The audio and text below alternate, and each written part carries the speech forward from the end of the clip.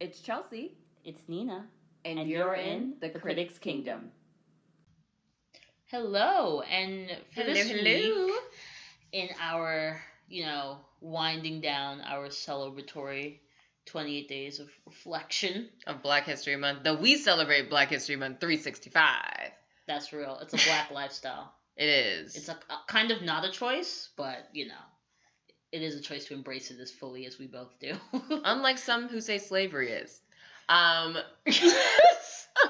Chelsea, you gotta wait till we get to the review. But you know what? That's okay. And I think with that, that's the perfect way to segue into. So for this week, we are going to do The Color of Friendship. It came out in 2000. It is Disney's Emmy-winning Disney Channel original movie. Yep. Was definitely lauded, celebrated when it was released. I think still holds a pretty lofty space in the minds of the children who were watching when it came out. Mm-hmm. Definitely brought, the trials of, even if it's in a sort of packaged, bottled way, the trials of South African apartheid to the awareness of, a younger generation of American children. Yeah. It's I guess what we're calling period pieces. It's based on a true story that took place, in 1977, with Congressman Ron Dellums and his family and his daughter Piper Dellums' experience with getting a foreign exchange student. Yeah. So I guess with that, we can go on into the recap. Yeah, and, same here. I also love this one, so this was a fun one to rewatch. But it does start off with, like Nina said, Congressman Ron Dellums, who is, in the House of Representatives, and from LA. They're from Oakland. But it's, him and his family all in D.C. His daughter is, hell-bent on having an exchange student from Africa, because keep in mind, it's 77, so everything is, I'm black and I'm proud, and, very Afrocentric, and she's natural, Piper is natural, it's a very much, you're in the 70s. So she's like, we need a black, foreign exchange student. He agrees. They fill out all the paperwork, and then we get a split screen to in South Africa, Dundee. And we see this white girl named Mari out with her parents at a officers club of some sort.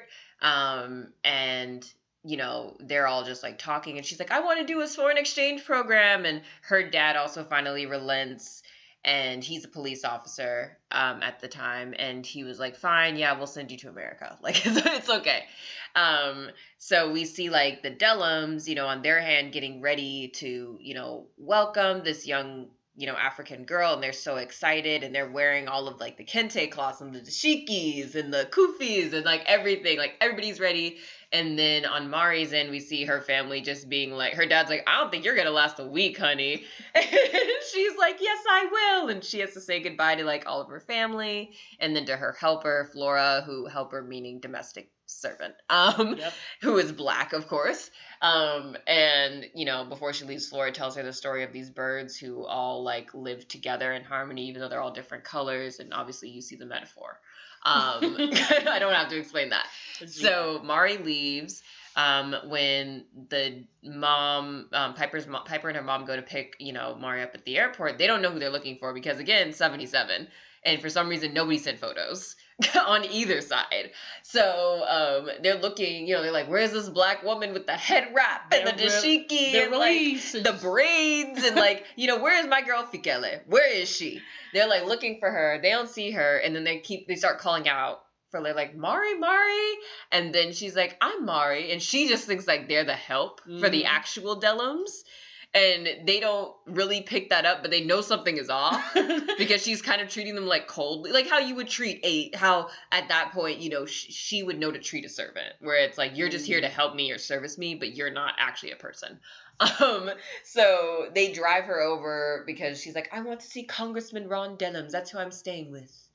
And they're like, okay. So they take her over to the father, to Ron Dellums at the Congressional Black Caucus. And it's him and a bunch of these black men, I'm literally calling it the CBC. We don't know if it actually was the Congressional Black Caucus, but that's what I assume it was. That's what it looked like. Because it was literally like a congregation of black men. Like, it was either that or it was like an Omega Sci-Fi convention. One of the two. So, so they all meet, and she walks in, and all of the black men just stare at her because they're like, who is this little white girl? Right. Like, nobody knows who she is. And then he realizes, like, oh, this is our exchange student.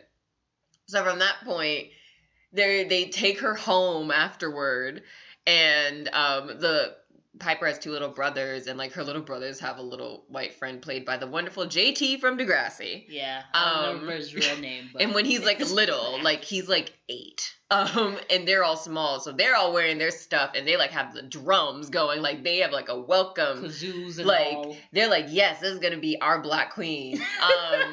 She comes in, and little JT is just confused. He literally goes, where is she? Like, they don't know who she is. She freaks out because Where's she realized that she's moved in with a bunch of blacks, and like can't do anything about it. And obviously this was during apartheid, so they were very separated. Yeah. If you know any of the history, like the caste system was very specific. So she's like freaking out. She basically like hides out for 2 days in their home. She locks herself in their home. into Piper's room. Right. And from there, they basically all have to kind of reconcile, what are we going to do with her? And then she also has to figure out on her end, like, what she's going to do, because she also doesn't want to, like, basically prove her dad right and go home the next week. So eventually, they all kind of like meet in a middle. Well, I degree. would just like to note that Piper has to break into her own room to feed this child. Literally, the girl would not. That's... She literally locked. Like, it's like a hunger strike. She it's literally been days. It's been a couple days. That's just something to note that is what happens. Yeah. So they go through all of that. They finally come to like this like weird point where she's like, I want to stay. So they're like, okay. You know, that's fine. But she still, at first, is treating them like servants, essentially. Like, they're eating breakfast one day, and all the kids are, like, already down, and they're eating cereal. And she comes down and gets some, like, orange juice or whatever. And then Piper's mom is like, oh, you know, like, we're going to go to the mall today, blah, blah, blah. And then she's like, oh, well, do you have, like, eggs, bacon? And, like, just starts, like, ordering things. Do you have is not. She says, I'll have. Yeah, she basically orders it. And then at that point, Piper's mom is like, listen, girl. Like, she explains systemic racism. She's like, I don't personally think that you are racist because you're, like, a 13 or 14-year-old girl living in an 14. oppressive... Yeah, 14-year-old girl living in, like, an oppressive, like, regime that's, like, actively a caste system. Yeah. So she's like, it's not really you. Like, it's actually the system. But she's like, but that's nothing I can't fix. Like, and so she's like, but I'm going to treat you like my kids, which means you're going to do chores, you're going to eat what I give you to eat, and you're not going to complain. Like, and that's just what it is. And then Mara's just like, oh, okay. And she just deals with it. And then her and Piper further connect at the mall because they get to go shopping. And the almighty capitalist dollar always wins out at the end. It erases wearing cute all clothes. colors but green. Yeah, wearing cute really clothes and and bonding over that. And she also gets to see the other side of DC, which if you ever lived in DC, I think they go through like Southeast. So it's just like the real side of DC. Like she it's gets terrified when because she thinks it's like a town. She's like, it reminds me of our townships in South Africa, because it's mostly black and it's like kind of run down. And so she gets a taste of that. But the whole family is now like starting to like get into the groove with her. She's starting to get into the groove with them. She starts going to Piper's school, which is like majority black, because please keep in mind DC in 1977 was very much chocolate city. Like it was that's literally what it was called colloquially. Like black people knew it as that because they had such a high number of black people that lived in DC. Yeah. So her school is basically black. Like it's like a mostly black school, and clearly a good school. Yeah. But it's mostly black kids. So Mari kind of like has a freak out because she's never been in a place where she's the only white person. Or like the only one, but literally not as many as she's used to. Well, and like when she's trying to sign up to be registered. Right. When she's trying to sign up to get registered, it's like a whole bunch of black kids, and this like football player knocks into her and like tries to intimidate her, but not like because it's a racial thing, but just because he's like, an ass. But not really though, because he is like, yo, but say sorry. Yeah. Like, you just bumped into me, bro. Which is somewhat fair. But yeah. But yeah, so, you know, and he's also like really big and really black. So she's just like, So she doesn't know what's going on. But yeah, she starts going to the school and things kind of just start evening out, and she starts explaining to Piper like, oh, like this is what like here's different words that we have in Afrikaans than they have here, and like explaining certain things. She also explains like certain slurs, like what's the equivalent of like nigga over there, and then like the K word, and then when Piper tries to explain to her parents like all the fun words she just learned, she says the K word, and then her dad freaks out because it's like it's such a bad it's a bad it is a moment that gets and I remember being a kid and watching that moment and sort of being like, what is he about to do? Yeah, no, he was about to what's about to happen to this little girl? He was literally about to slap that little girl because he's like, "This, you did not just call my daughter this," but she's like, "No, she said she would never call me that." That's the wrong one. So it was, so that's a little bit like the major source of tension at that point was mostly between the congressman and the white girl because he still doesn't really get her, but they end up having a moment like later on where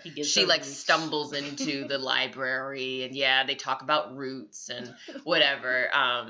But after a while, the South African embassy calls and they're like, we just want to check that, is she staying with you? And they like, there's, some microaggressions in that because the woman's like, you need to call me miss because she knows that he's black because he's a congressman and like, therefore well known. Yeah. And he's like, well, you need to call me congressman, ma'am. Like, if we're going to play this game. But they like are keeping tabs.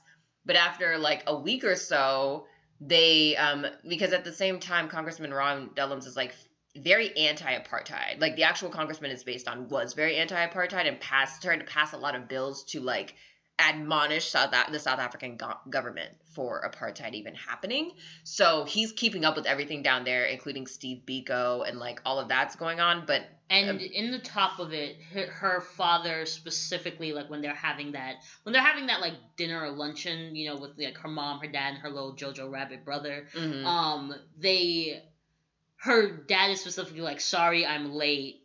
They were like, I forget if he's quelling protests about Stephen Biko or if he's just like, we just finally arrested that troublemaker. Is the word he uses. They say troublemaker. That black troublemaker, Stephen Biko. Right. The way that he describes him. Right. So like we have an understanding from the top of the film that like that's the picture being painted for Mari in South Africa, in relation to this, activist. Yeah. So Stephen Biko's kind of like a through line through the film, but halfway through or part of the way through, he gets killed by the police, and that's when the South African embassy is basically waiting on Mari and Piper when they're coming home from school one day, and they're like, Mari, we have to take you home right now. Like, we need to get you to the embassy, and we're going to ship you back home because it's dangerous to be in America, because people were protesting outside the South African embassy because Stephen Biko had been killed by police violence. But or in custody. Yeah, but their story is that he killed himself. Right. So, and Mari's like, I don't want to go. Like, now she's comfortable. It's been a couple months. Like, these are her friends. And she, like, loves, America and all of this. And they're like, no, you have to go because you're a ward of South Africa, like, and you're underage, you're 14. So they take her away, and Piper calls her dad over and over again, but also Steve Biko just got killed, so he's trying to deal with the CBC, and all of them are trying to... I really do love the CBC shots. They're literally just trying to also deal with it, like, as politicians. So he finally picks up her calls and is like, oh no, you can't take my like white exchange student. Like, she's the only thing keeping my daughter going at this point. So he ends up getting Mari back by like talking to the ambassador and being like, we're gonna publicize this if you don't bring this girl back because this is against her will. Yeah. But the entire time she's at the embassy, like, they're basically feeding her the idea that he killed himself. Mm-hmm. So when she goes back to their house, so when she goes back to Piper's house, she is like super excited because she's like, I'm back, Piper, blah blah blah. And then Piper earlier that day, like after being super sad and calling her dad, actually ran to her friend Daniel, who's Nigerian. And he was basically like, because she's like my best friend. Like, well, she's like crying and so sad that like Mari got taken away. And he's just like, yeah, but dude, would she reciprocate? Like, he's like, has she invited you to go visit her in Dundee? Like, he starts saying all these things. And then Piper just kind of realizes, oh, this isn't being like reciprocated as a friendship. And so that, like, as soon as Mari comes back, she basically asks her, she's like, hey, like, could I ever come and visit you in South Africa? And then Mari's like, what? Because she's like, oh, yeah, I mean, I guess, you know, at some point, like, she doesn't really answer her. And they get into a whole argument about it because Piper's like, you know, we're doing all this for you. My dad, like, literally saved you when you didn't want to go. And, like, you can't even invite me to do the same thing that I'm doing for you. And also I think she's upset with her about not being, because she's sort of she's very dismissive of Piper's response to Stephen Biko and the entire, like, country's response. She doesn't understand it.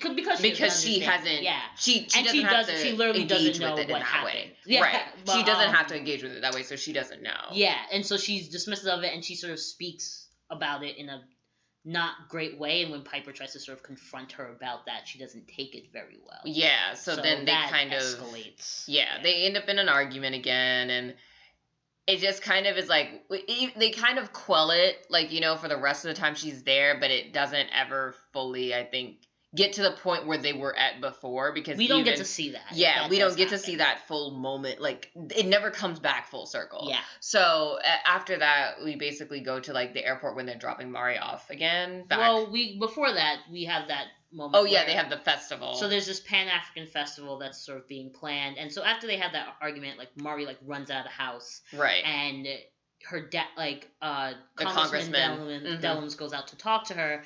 That's when Mari tells him this story about, you know, and then Piper sort of comes out. That's, like, the sort of reconciliation that we get. Like, in Chelsea, it doesn't really come back full circle. Yeah. But then Mari tells Congressman Dellums about, like, the birds in South Africa. Yeah, in South Africa. You know, they build their nest together. And they live together. They live together as a whole community, even though they're different colors, the whole shebang. And then at this Pan-African festival that I think it's coming up in, like, a week or two that they've been sort of prepping for as well. Right. It's for, like, it's a family festival. Congressman Dellums we see him give a speech at that festival. And he mentions the birds. He says, you know, I have a friend from South Africa who has taught me some things in the last few months. He talks about those birds. Right. And, you know, it's a little, like, not montage-y, but it's that little, you know, like, oh, like. You get the words of wisdom at the end. And then we go to them dropping her off in the airport again. And, you know, her and Piper hug, and, like, she's crying, and then Piper isn't. Piper does not cry. But yeah, so then she goes home, and then as soon as she sees Flora, she, like, shows that the inside of her blazer, she has now, like, the resistance flag. Yeah. Sewn in. Like, it's sewn into her blazer, so Flora's, like, super excited. Which is what she wanted, because she knew Congress Dellums. Yeah, because that's the other thing is you find out, like, as soon as she hears Congressman Dellums, you can tell that she, like, has something in her mind that's like, wait, who? And then she, like, goes checks in her, like, secret hidden files, because again, apartheid South Africa. Resistance box so, in her room. Like, so she has her secret hidden things in these white people's houses, and she, like, checks in. She's like, oh, she's gonna go stay with an anti-apartheid like congressperson. And she's like, and then just clutches it, like, it clutches into her chest because she's like, this is the greatest day of my life.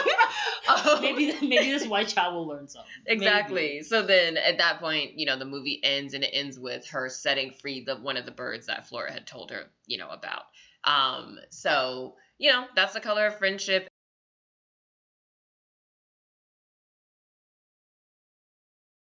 So for the review portion, I mean, I feel like there's so much in this movie. There is a reason that it was lauded, and I think that it meant a lot to a certain generation. Like, I'm 100% sure this is the first time I'd ever heard of apartheid, because we were, like, 7 when it came out. I concur. Yeah, I definitely didn't have I definitely didn't hear about it, like, a metric prior to this. And you didn't learn about it before then in American. And you didn't learn about it after it either. Yeah, I feel like we might have briefly touched on Nelson Mandela, but, like, there was no connection to any movement with that. Yeah, it's like it was just like him as president. Take that class in college. Yeah, like, you just don't really learn about it here, which is a failing of the U.S. education system. But or by design.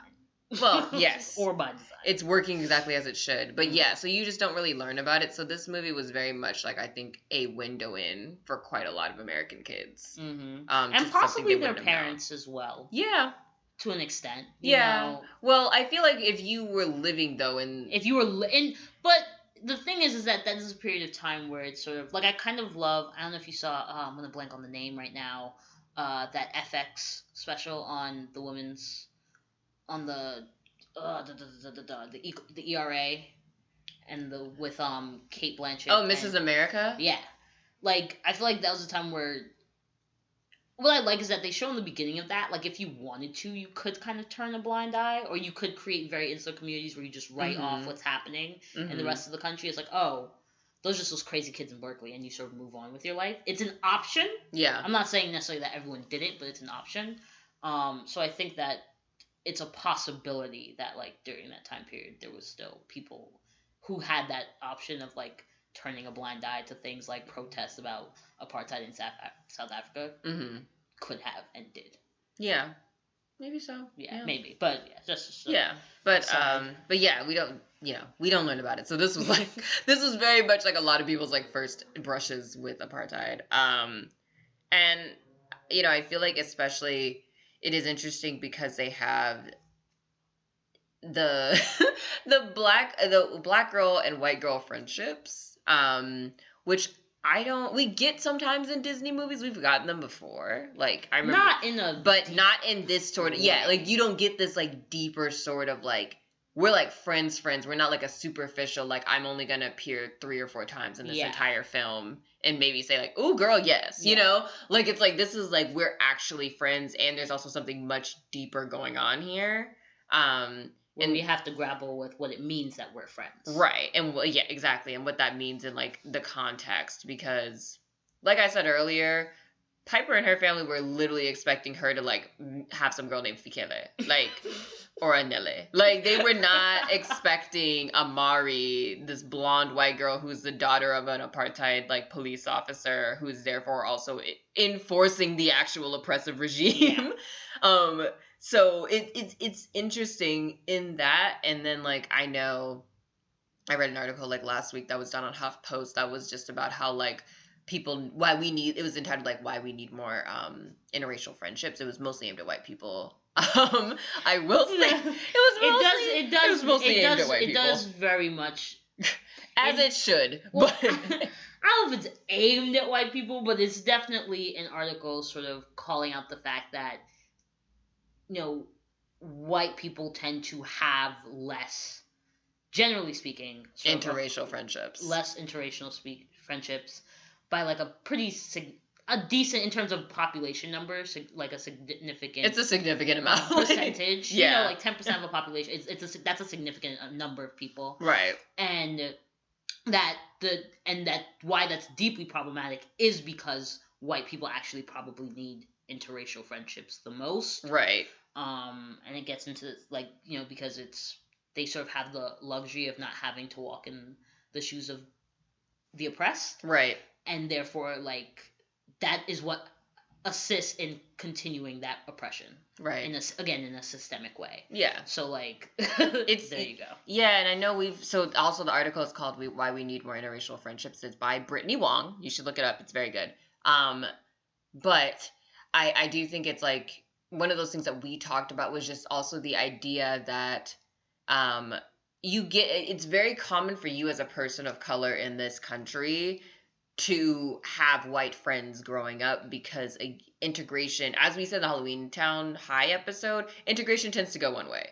So it's like we were integrated into white communities and white spaces. So we very much know those spaces, know those communities. So therefore you're going to have white friends just because that's who you're surrounded by. For quite a lot of people of color, they go to either PWIs or it's just the environment in general tends to be white.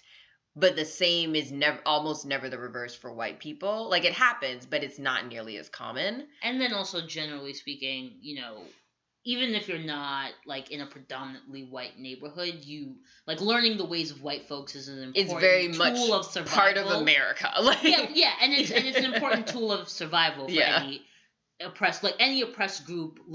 Learning the ways of the dominant group is desperately important to your survival. Right. Because you have to understand like how to move within the overarching space that they've dominate. Given. Yeah, that they've right.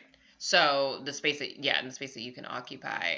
So I think it's very common when you're growing up that you will have like white friends, And then I know we were talking about it, but it's like the older that you tend to get, or I know for me, the older I've gotten, it's like I have less and less white friends because I feel like you hit this point, especially the more you start learning about, like histories and just like even just also what starts going on in the news, and you start paying more attention as you get older, and you're just And you like, start yo, I can't. Yeah, and you start microaggressions and right. yeah, you're just experiencing You more experience of the world different- as a black, as a person of color, as a black person, as a Right. person of color, etc., etc. Right. Yeah. For us specifically as a black person. Yeah. But yes, so you just start you more figure out like your movement through the way of the world, and I think it starts to become this thing. Well, I can't talk to you about all of this because the way that you react is most likely not going to be the way that I would want you to react, or you're not going to know how to take it as a white person because you don't have to experience it, Yeah, or there's also a sense of like not being open and prepared for the fact that you're going to do something wrong, or that you might say the wrong thing, right? And like sort of it can become a source of tension. Yeah. And express it, like the person who is going through whatever is happening feels like they can't fully express themselves because they're worried about the feelings of somebody that white else friend. Yeah.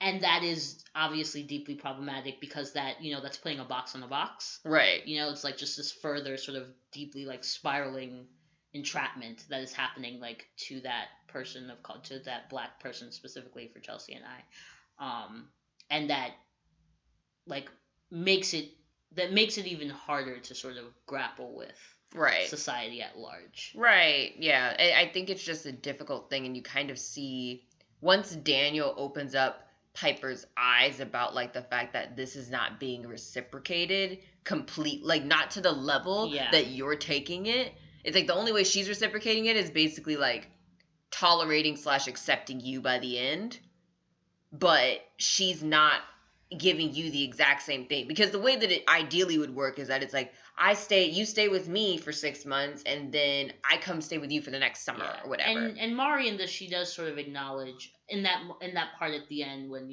they're all outside, like her, Piper, and Congressman Dellums.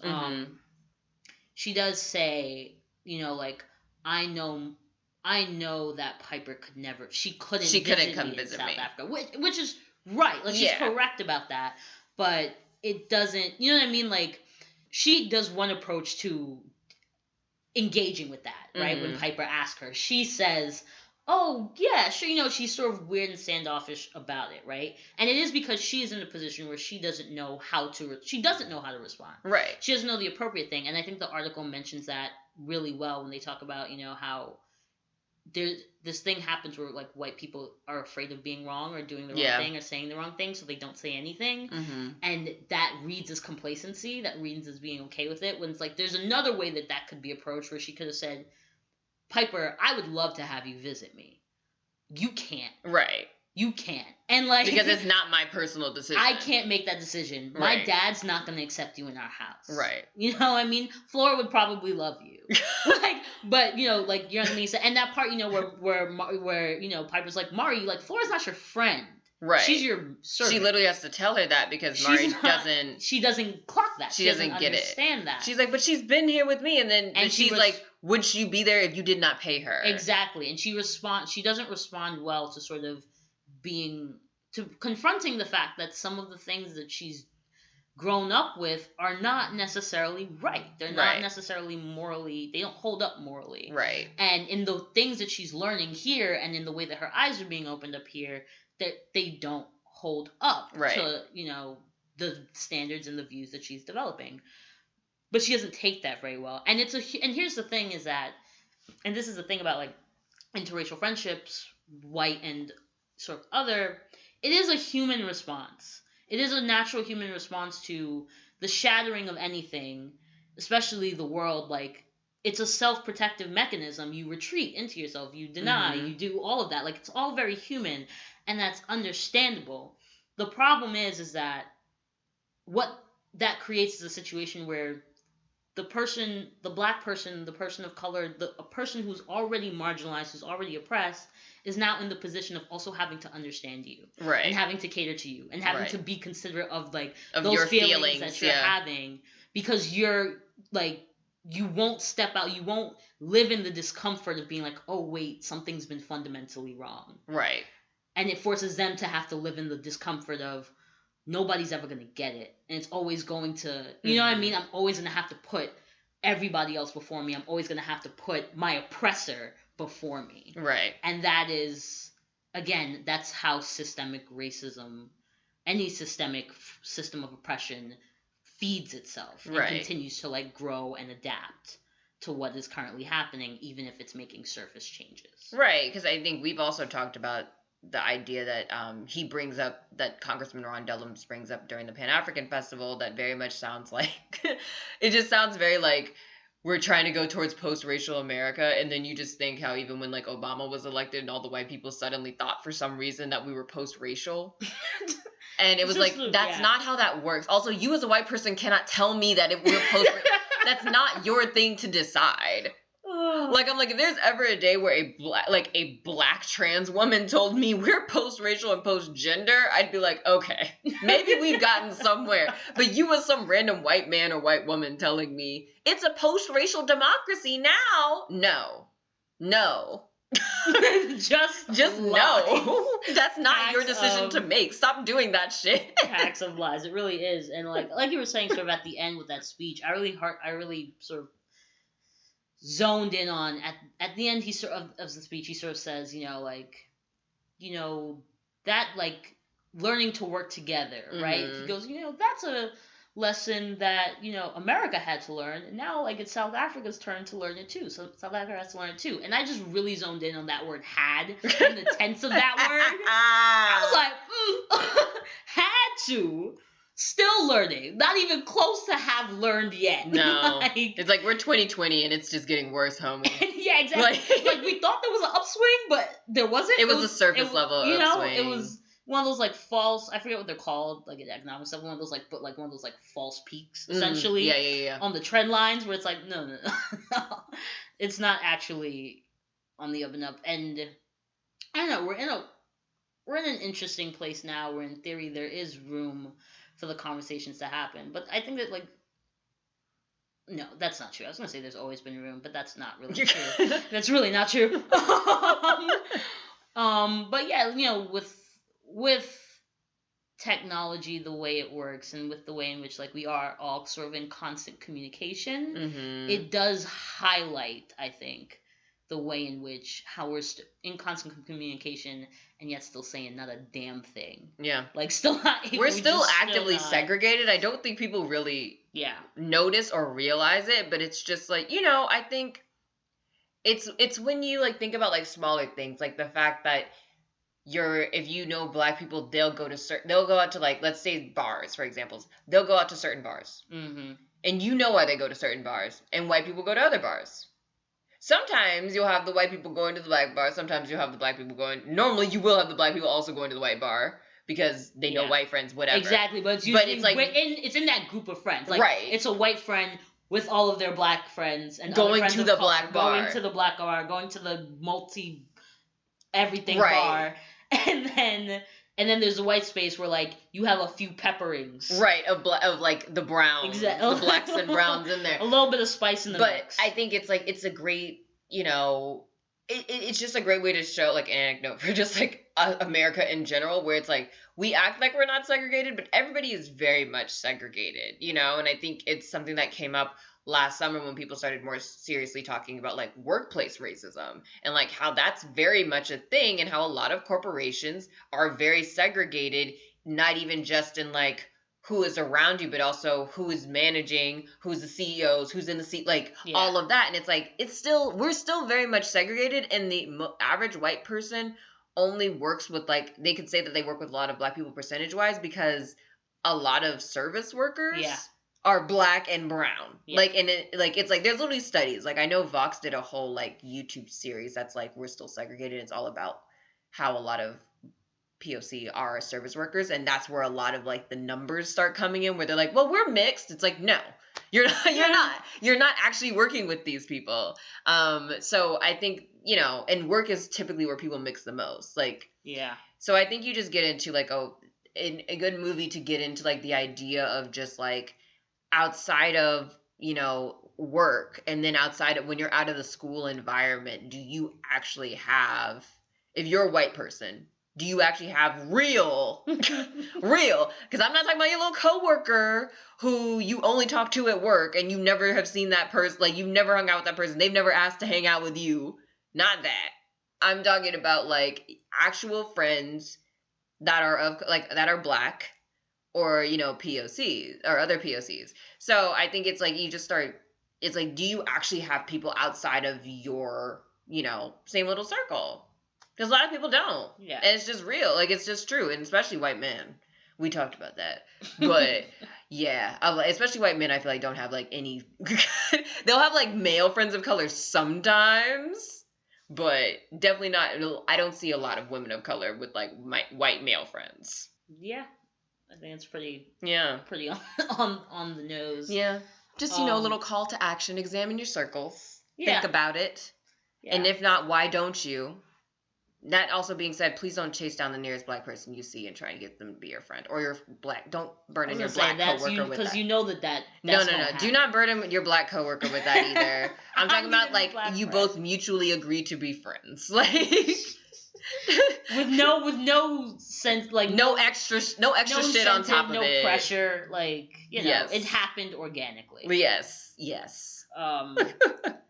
But yeah, I think that's definitely prevalent, like in the film. Obviously, it's called The Color of Friendship, so that's a very big deal in the film. But I also think, sort of on that route, because you did sort of bring something up, Chelsea, and it's this idea of how not only are we not post-racial in this society and like we're still segregated, but the rest of the world knows it. Yes. You know what I mean? Like the rest of the world can see it. Yeah. And we act like they're crazy, but like they're really not. That's why like America has lost so much of its clout and being like the rest of the world's like, but why should we listen to you again? Right. Like, I'm sorry, have you looked at the landscape? Like, aren't your police officers still killing innocent black people? Like, this sea to shining sea is, I don't know what is shining there. A farce. Maybe burned crosses? Like, I don't know. A farce, clearly.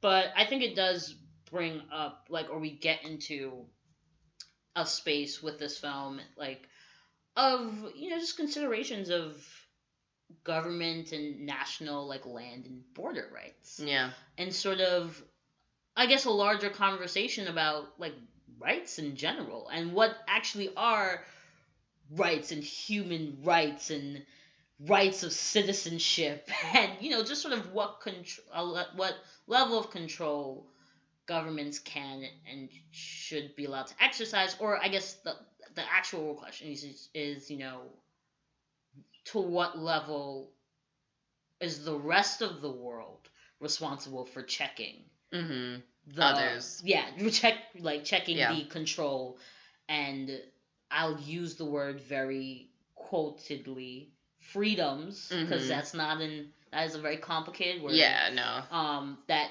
governments it's not one size fits all. Exactly. Yeah. It's really, and that governments allow their citizens. Yeah. How does, or anyone on their land, because not just citizens. That's sort of the big thing in this. It's not like it's a discussion that is going past citizenship. Right. So that's just something that comes up for sure. Yeah, and I think also you get into the idea of like the UN.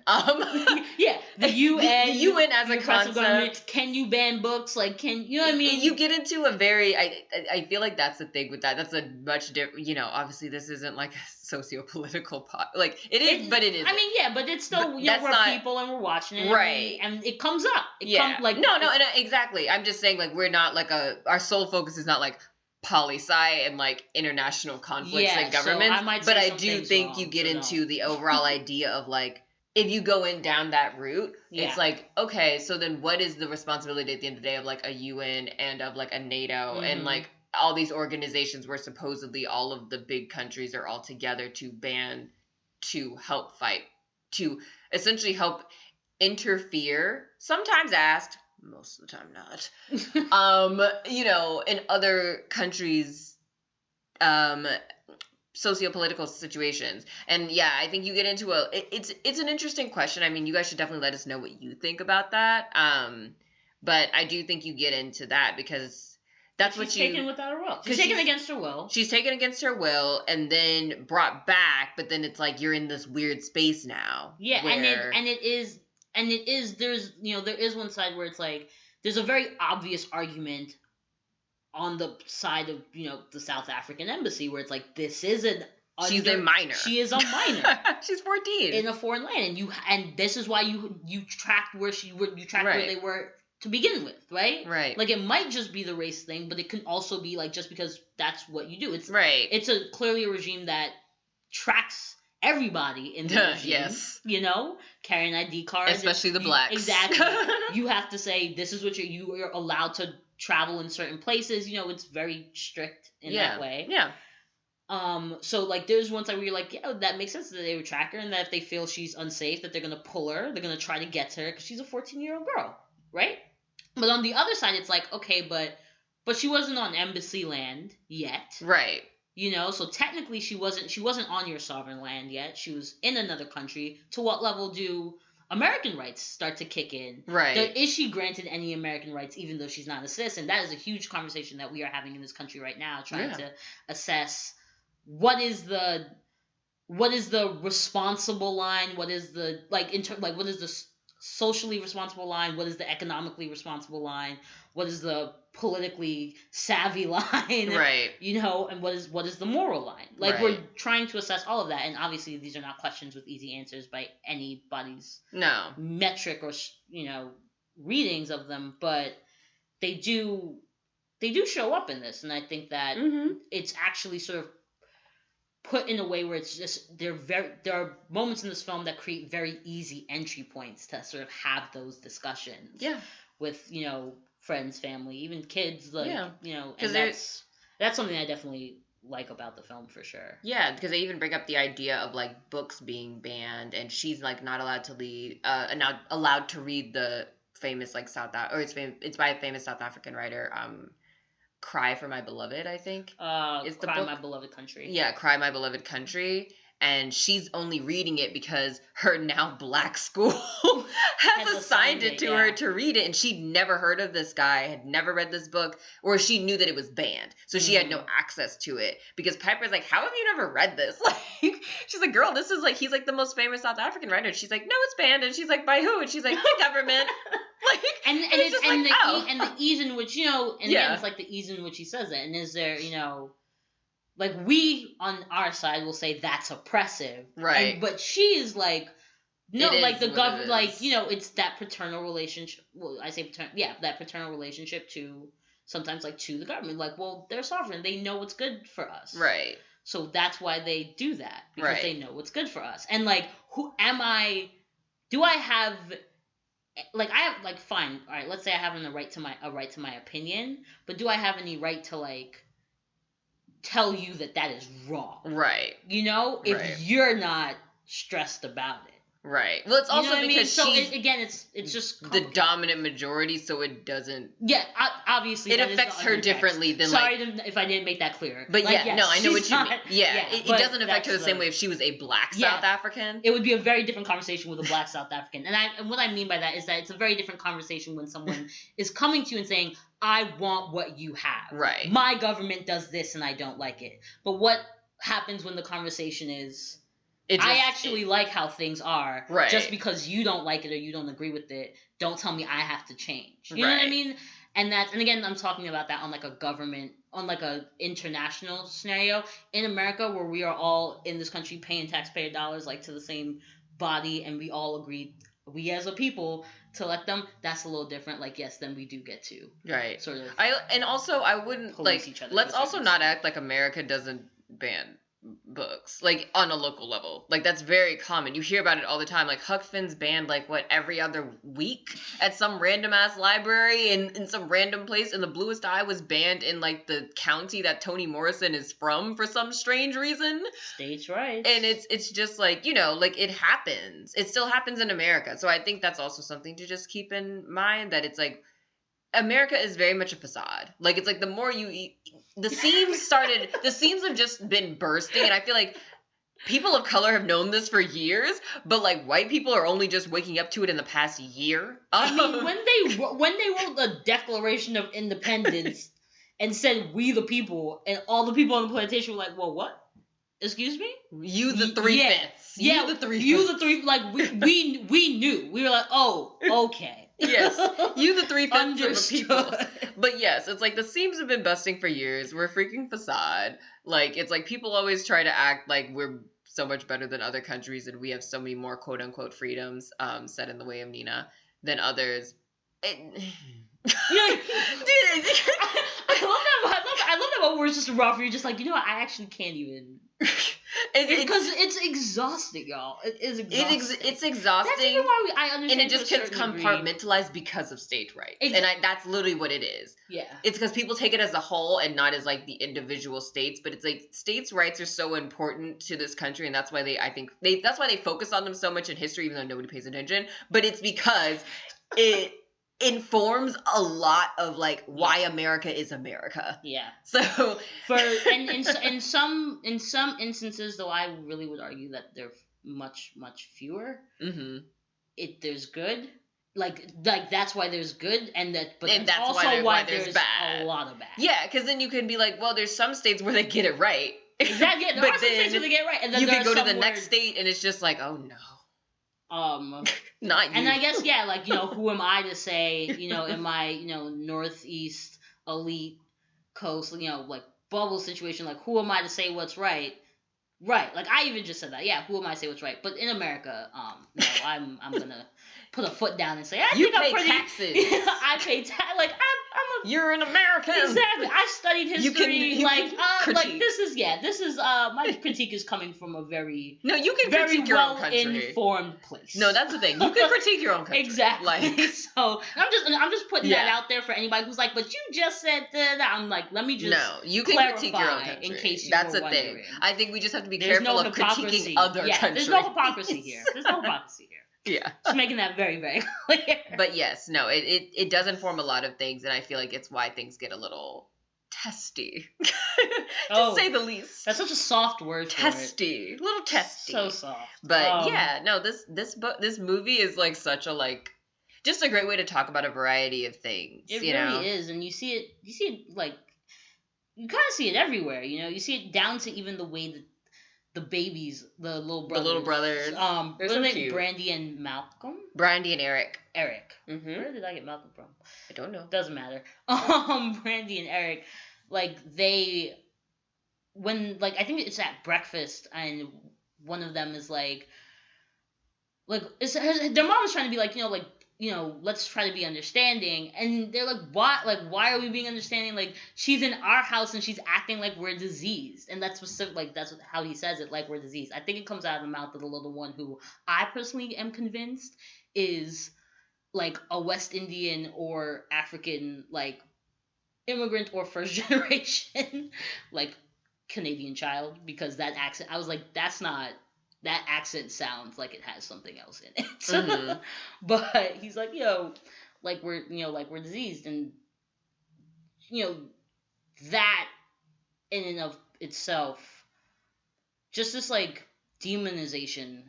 And it's not even demonization, because I like that they use the word disease. Mm-hmm. You know what I mean? Like this idea of like disgust and sickening that surrounds the othering of people. Like that is a huge tool in like othering people, and that that comes out of the mouth of her little brother. Mm-hmm. And it's just this. It provides that type of, like I said, just entry points. You can open up a lot. And I will also say, like, I know, like, like you see, like, we got exhausted for a second, like, on this podcast. Like, it is exhausting sort of having these conversations and going to these places. Mm-hmm. And it's uncomfortable. It's deeply uncomfortable for everybody. Like, not just the white folk, it's deeply uncomfortable for everybody. But it also, like, fundamentally at the end of the day, like these two girls learn, the discomfort is literally a part of growth. Mm-hmm. Naturally, like growing is it is a you literally have to replace skin. You have to, cells have to change in order for growth to happen. So it's a natural process, but you come out of it stronger and better and like good for it. So even though these conversations aren't always the easiest to have and these relationships aren't always the easiest to build, like I think that they're deeply, deeply worth it in the end. And even though this film really does end with that little white girl setting a bird free, which is a problem, but I think that it's a very strong film in showcasing that, and I think that it still holds up. Yeah, I completely agree. And I guess with that, will you be showing it to the children's? Yeah, I'm not sure in what context. I don't know if it's a film that I would sit down with my kids as with sort of an intent to make this an entry point. Yeah. To like talk to them about it after. I don't know if it's something that I would want them to sort of quote unquote stumble upon. You know what I mean? Like you plant it for them to find it. Yeah. And choose to watch it. And then maybe like hope that they come to me with something about, or just happen to walk by. I used to love this film when I was a kid, and play that whole game. This is why I'm not an actress. Like it's just I used to love this film. It wasn't in the cards for me. But yeah, I think that it's a film that I would, if I realized that my kid was 13 and hadn't watched it, I would feel like I had done them a disservice. Yeah. So that's I guess where I come down on it. I don't know how it's gonna happen, but it needs to be watched. That's how I feel right now. Yeah, it's also fun. It is actually a good time. Like I always love that shopping montage. It's mad cute when they're when they're like she gets the birthday cake and baby. I love baby JT. Like JT was one of my favorite characters on Degrassi, and I just like seeing that he was always the one. Like it's a genuine thing. I think like I love the mom, I love the dad, I love the entire film. I think it's like actually really well done and it's really fun. So I think that it's also good. It would be a good thing for like kids to watch because it gives them a lot of heavy things without being heavy. Without like losing itself, and it's not dark. Yeah, I always put it personally in like the same category that I put like Selma Lord Selma and Ruby Bridges, which my mom used to make me take to every classroom I was at because we were military. We moved around a lot. Black History Month. Like I had to bring Ruby Bridges, Selma Lord Selma, and My Friend Martin. I don't know if you guys love My Friend Martin. Yeah, I had to bring those three movies is so in, dope. no matter where we lived. All right, listen. Watch all of those if you haven't, or if you haven't in a while. Especially Selma Lord Selma has Journey Smollett Bell when she was young. So good. But yeah, it's so good. Like girl acted in that. She did. Oh, she gets tear gas. Anyway, but My Friend Martin is clutch. It's animated. It made me very happy as a kid. It's so good. Yeah.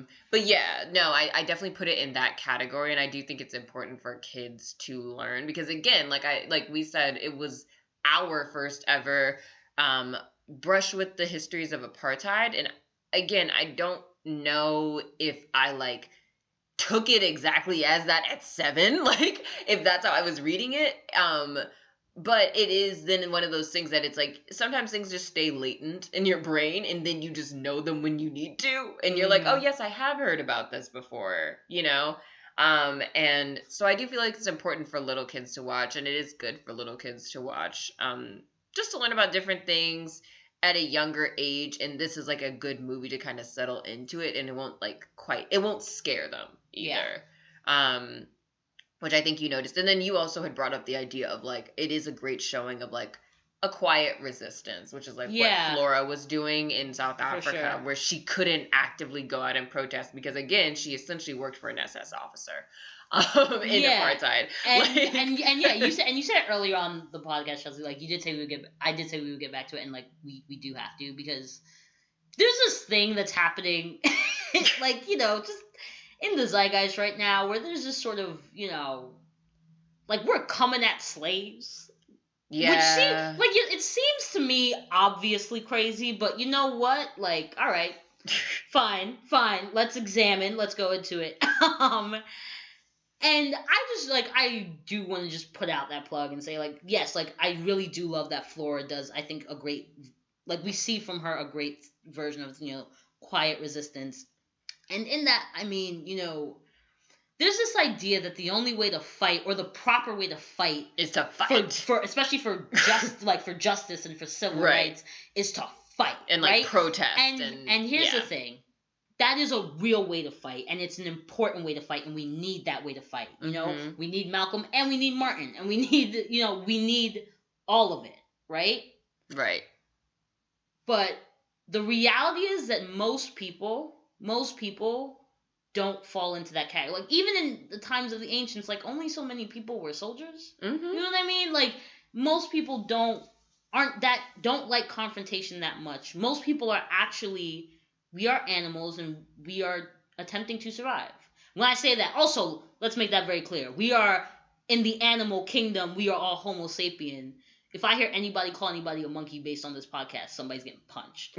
But so let me just make that very, very, very Yeah, clear. we as a species. We as a species, right? We're not doing a race thing here. Exactly. We're not eugenicists. Just making that very, very clear. But, we are, we're surviving. That's what we're doing. We're surviving in the world. And to live and to find ways to thrive, to find ways to be happy, to find ways to stay long enough to have children, who will have children, whose descendants will later say, I'm not like my ancestors. I've got hands. You know what I mean? Stop wearing those dumb shirts. Stop it. Stop it now. Put it in the trash. That is also fighting. Yes. Continuing to exist when the world wants to blot you out, literally or kill you. wants to turn you into something that is bred in a lab.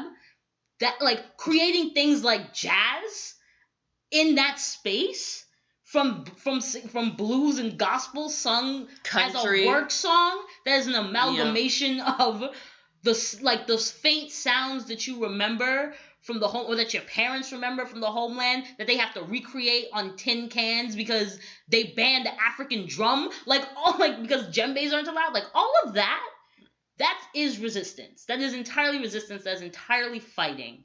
And to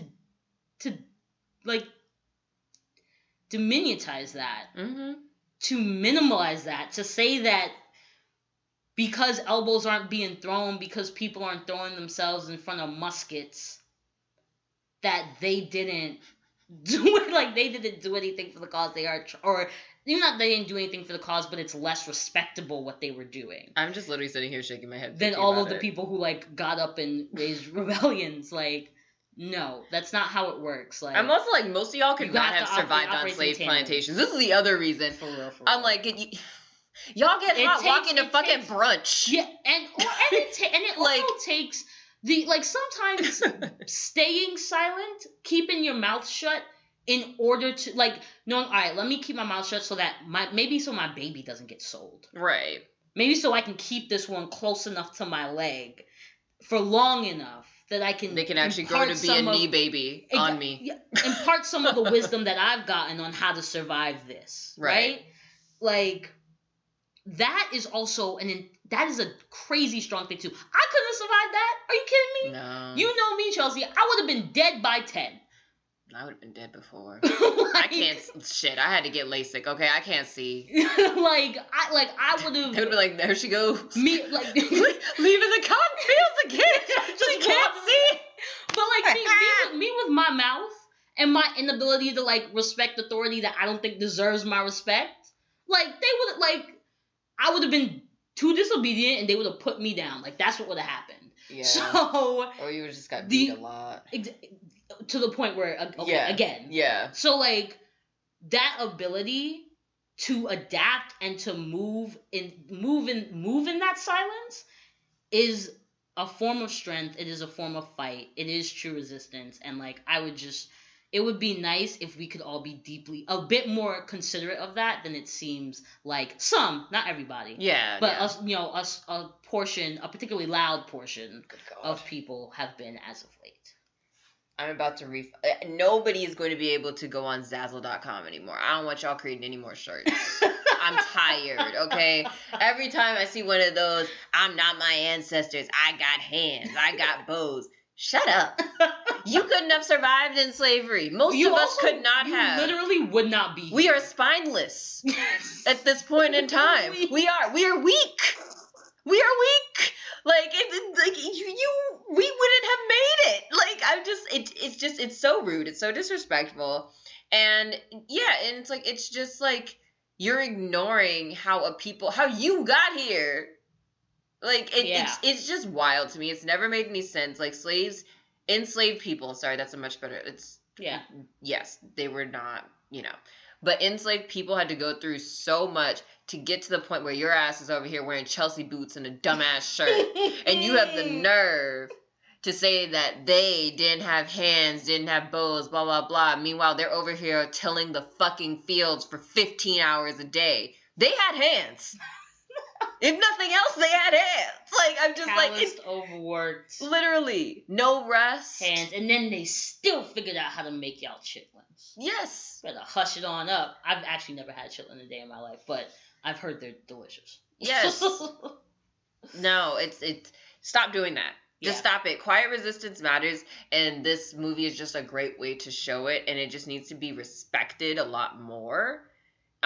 Because like Nina said, not everybody can be out here protesting. I mean, I think we even saw it last summer with everything that started going on with Black Lives Matter, all over again, and I also would like to say white people, this does not apply to you. I'm just gonna put that out there, because there became a point where there was a diluting of that message of like not everybody can do the protesting thing. Y'all don't need to be the ones putting that up. That's not for you. That's for black people. Like, you are exempt from that. You should be doing whatever the fuck you can do. I'm just gonna say that right out, because I got so tired of white people posting that, because I'm like, this does not apply to you. That applies to black people, because we legitimately have to deal with emotional stress, distress all the time, and it's applying to them. And then also people are immunocompromised, XYZ, other things. So this is not for you, but it's like, you do need people that are also just like, you need somebody who's just like, doing all the admin. You need somebody who's like coordinating everything, but not physically. Like, you need all those people, other people just donating a lot of money. Like, all of those matter in a movement. Yeah.